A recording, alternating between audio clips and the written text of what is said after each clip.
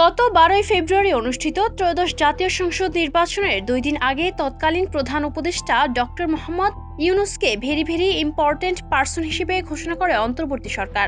দায়িত্ব হস্তান্তরের তারিখ থেকে 1 বছরের জন্য এই মর্যাদা কার্যকর থাকবে বলে প্রজ্ঞাপনে উল্লেখ করা হয়। 10 ফেব্রুয়ারি এই গ্যাজেটটি জারি করা হয়। তৎকালীন প্রধান উপদেষ্টার কার্যালয়ের সচিব মোহাম্মদ সাইফুল্লাহ পান্নার স্বাক্ষরে এই গ্যাজেটটি জারি করা হয়। পান্না বর্তমানে জনপ্রশাসন মন্ত্রণালয়ে সংযুক্ত রয়েছেন এবং তিনি বিষয়টি নিশ্চিত করেছেন। ভিভিআইপি এই মর্যাদার ফলে ডক্টর ইউনূস 1 বছরের জন্য স্পেশাল সিকিউরিটি ফোর্সের কঠোর নিরাপত্তা বেষ্টনীতে থাকবেন। গ্যাজেটে বলা হয়েছে যে বিশেষ নিরাপত্তা বাহিনী আইন অনুযায়ী তাকে এই মর্যাদা দেওয়া হয়েছে।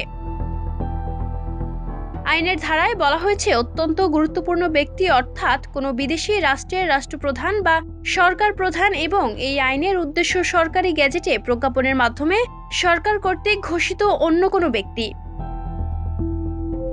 উল্লেখ্য যে আইন অনুযায়ী বিদায়ী রাষ্ট্রপ্রধানদের স্বয়ংক্রিয়ভাবে এসএসএফ নিরাপত্তা প্রদান করা হয় না যতক্ষণ না তাদের ভিভিআইপি ঘোষণা করা হয়। এই গ্যাজেটটি অন্তর্বর্তীকালীন সরকার কর্তৃক জনসমক্ষে প্রচার করা হয়নি।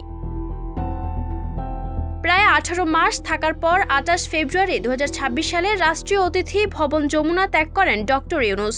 2024 সালের জুলাই অভ্যুত্থানের পর 5 আগস্ট শেখ হাসিনার নেতৃত্বাধীন সরকারের পতনের পর 8 আগস্ট ডক্টর মোহাম্মদ ইউনূসকে প্রধান উপদেষ্টা করে অন্তর্বর্তীকালীন সরকার গঠন করা হয়। Ayesha Akter Swarna, campus Times.